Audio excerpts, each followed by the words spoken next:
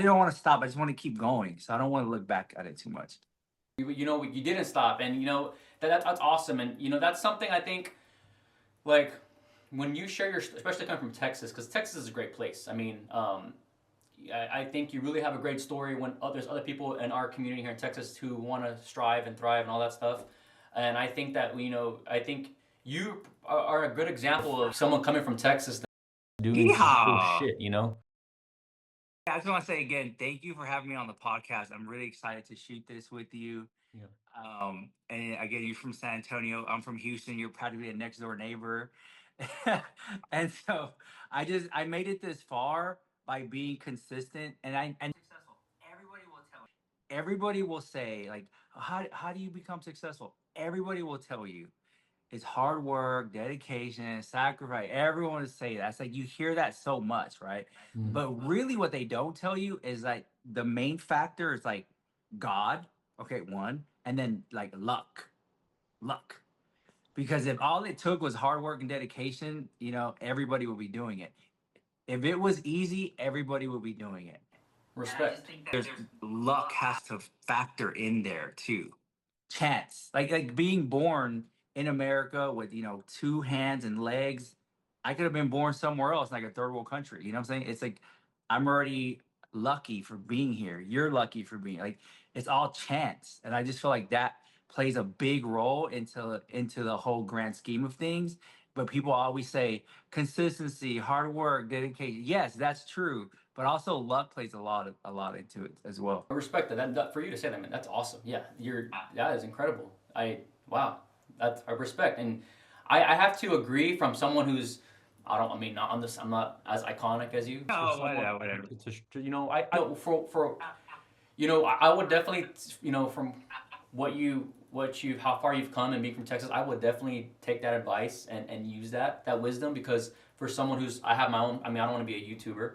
I mean, I tried it for a little bit, but no, I really have a passion for acting, so I'm gonna take all that and go my own way, and I think we are slowly getting there. Things are working, so I'm gonna just keep going with that. There's like a card you need. There's like a something kind of there's like a card I think you need to get.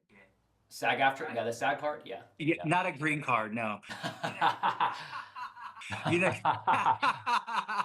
you like a sad card, like you said, yeah. Yeah, we'll get that. We'll get that. You also your channel holds a lot of they call it T drama. A cheese man. I think it was cheese man. When you make that content, I mean, do you ever like is it like does it make you nervous because like you're putting all that drama out there and people are like, hey, he said this, he said that. Does it become like does it make you anxious? When people respond to that. In the beginning, yes, like a long time ago, because I wasn't used to the videos getting that much attention. That I was like, am I gonna get sued?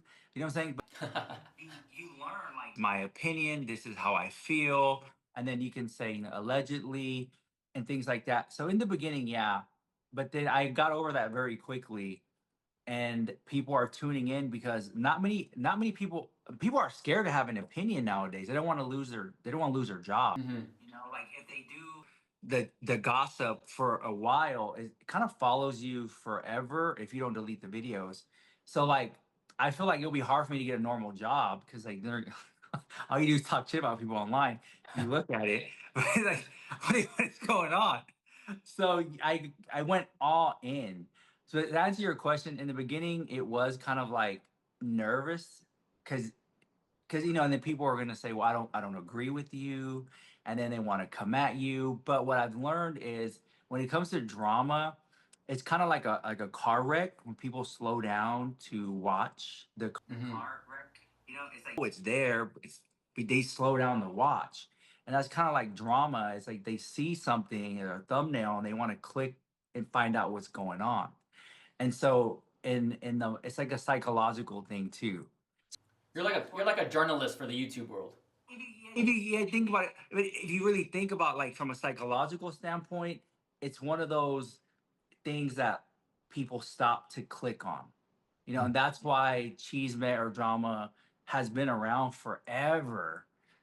On online, those salacious titles make people stop and click. And I've met people along my way, and they want to do this, and I show them how to do it, but then their heart's not in it. Like, can you do it every day? Like, is this really what you want to do? As someone who does YouTube, but you know what you just said right now, I actually know. I mean, I don't. I've met one of them in person, but I know them online, but we haven't met in person. But I know a few YouTubers, and you hung out with one of them, Morgan Adams and Trinity. Yeah, great people. They were really down to earth people. Really were. We played Fortnite during the pandemic a lot. That was really cool. Morgan Adams, wow. Yeah. I just saw her video about being alone in her house. I saw that one. Going back to the advice on being dedicated, I actually know he doesn't work for Jason Nash no more, but John Nemec is a great guy. He's the editor for Jason. I know him. Jason Nash, bro. Yeah. Yes, go. You know what? I used to battle him on TikTok all the time. Does he still do TikTok? I'm not too sure, but when Jason came in Austin in 2019, I was gonna go hang out with him and Jason at a bar because John was like, "Hey, dude, come over here by Voodoo Donuts. We're over here chilling." And I was only 19 at the time, and so they were like, "There's no way you're getting in, man." I'm like, "Damn." Yeah. So you've worked with legends. I mean, Shane Dawson and the Adams family, and the Adams family. Jeffree Star, James Charles, Ethan Klein, like. And you met Kylie Jenner, is that correct? Yeah. Wow, look at you, man. How was it like working with Shane and Jeffree on that docuseries? But you know what? It was kind of like I didn't know anything was going on, bro. I don't know nothing was going on. They just told me to show up and just be me, and that's all I did is show up and just be me. I didn't know, 'cause a lot of it was like very hush hush because no one saw the palette that they were releasing. They're working on these projects, and so they were just shooting the documentary as it in real time. So what I saw was what made the cut on the documentary. So I was just there, just in shock like everybody else, just living just there for the vibe, bro. That's And so awesome. it was a cool moment, and those are friendships. Like if I shoot Shane a text message, he would respond. Same thing with Jeffree, and I've seen people switch up, fake snakes, and I see people switch up on them. I've always just kept it real. I don't agree with everything Shane Dawson or Jeffree Star has done. I'm sure they don't agree with stuff I have done in the past, but who they are today, I really do mess with. I agree with you. I think, you know, first of all, with the background of Morgan and Shane and all them, I haven't kept up with Morgan's stuff in a minute, but I've just been so busy. But that girl, I told her before, I mean, I have the people who I'm inspired by, and Shane is on that list. And Morgan, when I was in high school, I will always support her. She's just a great person and makes great stuff. And I got that vibe when I finally spoke to her on that night with her and her friend Trinity. It was during the pandemic, and it was hard times for everybody, And I took a step back, and I thought I was like pretty like, honestly, it sounds weird, but I was like a little emotional, like wow, like I got to really meet the person who was so funny to me and so cool and yeah. But what's your relationship like with Jeffree Star? I mean, y'all seem like you're pretty close. Yeah, I think again, like it's how do I explain it to you? I'm the type of person I don't need anything for anybody, but if I have a question or if I see a funny meme, I'll text it to him and he'll just respond back. And pretty much that he invited me over to the ranch for one of the launches that he has that he had one of the makeup launches, and so I think it's a good relationship. But I also feel like there's boundaries there because I'm not like what do you call that? Like a bug. I don't really like a leech. Because in this industry you see a lot of leeches. And I never want to be a cloud chaser or a coattail rider. I always kind of carve my own lane out. And also, Rich, you make music, so let's talk about that.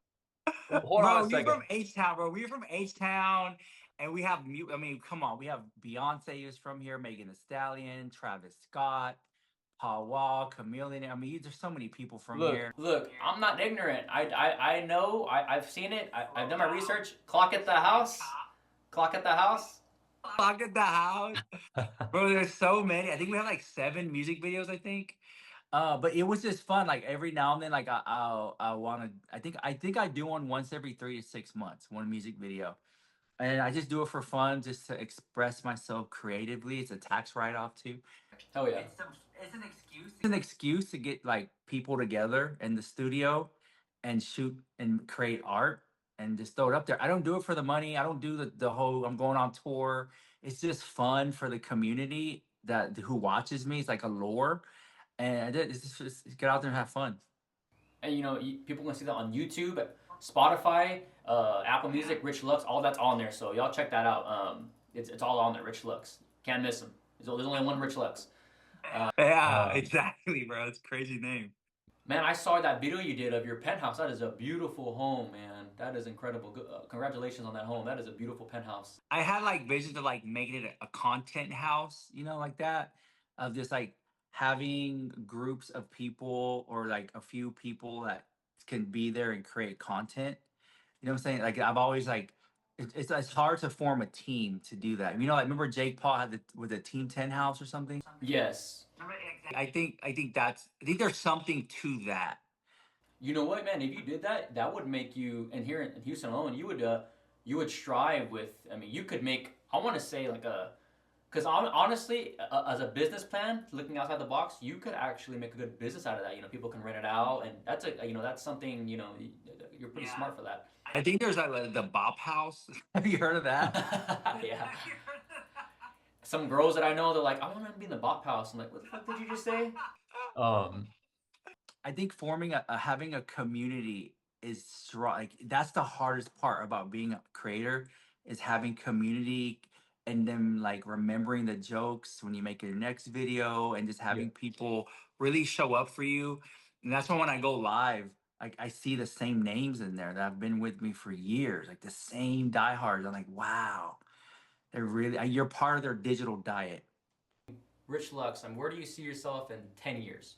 Oh, bro, honestly, the same thing. Just continue to grow my channel, keep doing what I'm doing, and that's the best thing I can say. Just continue to grow the channel. Just grow No, and just okay. keep doing it because it's been working. I mean, like to be online for over 10 years and still be able to pay the rent and the bills and live your life. That's crazy. That's why like I thank the subscribers and the followers because I get to live a life of my wildest dreams. Like I know what it's like to clock into a job. I've been rich and I've been poor. Being rich is a lot better. I've done it all. So I've done it all. And so to sit on the camera and talk to it and people watch and actually care what you have to say, that's crazy to me, bro. It's a dream. I don't think not many people can do it or they want to do it and it's hard to do it. People are actually connecting with you, in all different communities. Hey, bro, that's why I say I'm lucky. Like I'm not any better than anybody else. I just feel like I just got lucky. Honestly, that's what I think it is. Like I think there's a lot of people who are way more talented than me and funnier than me, but they're like not can't hold an audience. I guess I don't know. I just say I'm lucky and I'm blessed, and I don't want to take it for granted. It's not missed upon me. Climbing up the ladder of success, Rich. I mean, how did you deal with? Because I'm sure everybody has that, especially at the level that you've gone to. How did you deal with haters? People like, ah, I love them. I love them. Oh, I love them. I love the haters, bro, because like they type more, they engage more. I don't block them. I always say like, I can't get a comment to save my life. So why would I go yeah. delete the one little comment I get? Why would I delete it? I keep it up and I let them spew their hate or whatever. And sometimes like I just view it as trolling. Like they're trying to troll me, but I'm a troll, so you can't troll a troll. Okay, so I live for it. Like I'll play into it. No, not just online, but I think more of like when you were heading towards success, like the people in person, the people you knew, like who didn't stick around because they didn't believe in you, maybe. Like, how did you deal with haters? Like, okay, or like, sure, like, you know. I'm trying to think. Well, no one has ever came up to me as a hater. But I have had people switch up because they get jealous. It didn't work out for them. Very much like, why him, not me? I've had that situation, and I look at, I'm just like, damn, it sucks, bro. Like it sucks because you want. This is what I tell a lot of people: when you start climbing the ladder of success, you want to bring everybody with you, right? You want to bring, especially your day ones. Then you start to realize that like this journey that you're on is your journey. It's not theirs. Like this is what God wanted for you. They have their own life, their own spin-off story. They want to have their own kids and stuff like that, right? So if they hang around me too much, I feel like I'm kind of hindering them from their living their dreams. And that's one thing I've noticed is that I wanted to bring everybody with me, but they weren't ready for the journey, or they didn't know it was too much for them, or they're hindering their own dreams. Yeah, That's I'm keeping that's real, I guess. That's very real, you know. And sometimes it kind of sucks, you know, when it's someone in your close circle, like, damn, I gotta let you go. Like, you know, you got sometimes you have to shed. Like me, man, my circle's like 4 or 5 people. That's it. That is it. You know, I think that's the way to do it. Oh yeah, definitely. Yeah, that's why they say it's lonely at the top, bro. You know, since we're both from Texas, I'm gonna ask you, and I think you know the right answer. HEB or Walmart? I like HEB a lot better, bro. And the mantequilla, was it that candle, the butter candle, the tortilla candle, whatever that was. yeah. You guys actually have a Mi Tienda there. Mi Tienda? Y'all have one in Houston. Yeah, that's owned by HEB. Mi Tienda, we have Central Market, which also is owned by HEB too. All Texans watching this are gonna be like, yeah, like run it up, like yep. What was your favorite moment of your career of all time? I was okay. So I was in Las Vegas. I got I got a hotel room at the Bellagio. I flew my mom out because she's never been there. Flew her out, got her hotel room because I didn't want her staying with me. She had her own room. So I was like, that was a moment having her there. And then I said, oh, I wish my dad was here because my dad loved looking at mountains. He passed away 10 years ago, cirrhosis of the liver. And as I said that, I saw a little shooting star outside the window over the mountain. I was like, oh, he's here. Wow. And so I would say that's my favorite moment. Is just like I wish my dad was here, but like he always is. Because he didn't get to see none of this happen. Like he got to see me just like working a 9 to 5 and not even talking to a camera. Like he didn't even know anything about that. That's something I would like to do too. With my that's a very beautiful thing. You know, we don't have our parents forever, family forever, and time's ticking. So that's something Exactly. And then the best thing about it, because I'm a YouTuber, I have it all on video. You know, she came around the hotel room, bitching, smoking her cigarette, saying you spent too much money, like all that. I love it. Listen, I'm like, let me check it every day. I got to post on all those platforms. And it's balancing like family time, relationships, and doing this is it's like a juggling act. But once you get down to like waking up and like setting yourself like this is what I got to do today.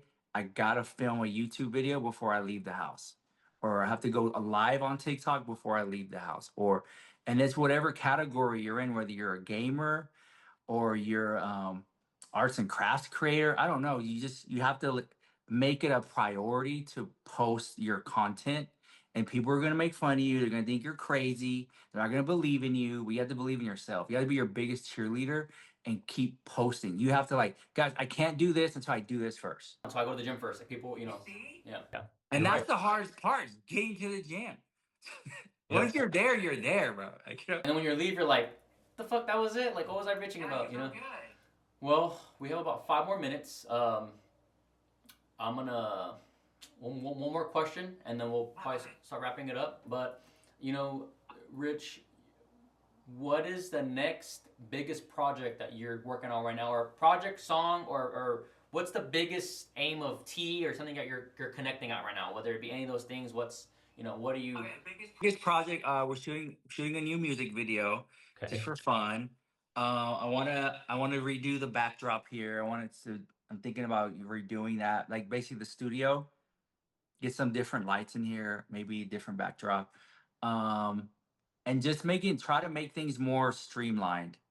Like whether it's incorporating more AI to help me save 15 or 30 minutes doing something. Like, I use AI now with the YouTube descriptions. I'll just tell it what my video is about and it'll give me a description and just copy and paste it in there. I love ChatGPT, so everything you're saying is, I love it. Hell yeah. Before I used to type it out, and now I just do it, just copy and paste it in. Okay, I love And I want to buy a Tesla robot, bro. Me too, man. I want one. Well, Rich, thank you so much for coming. That's all the time we have for today. Thank you. You were awesome. Thank you so much for being here, and I really appreciate you. Thank you so much for having me.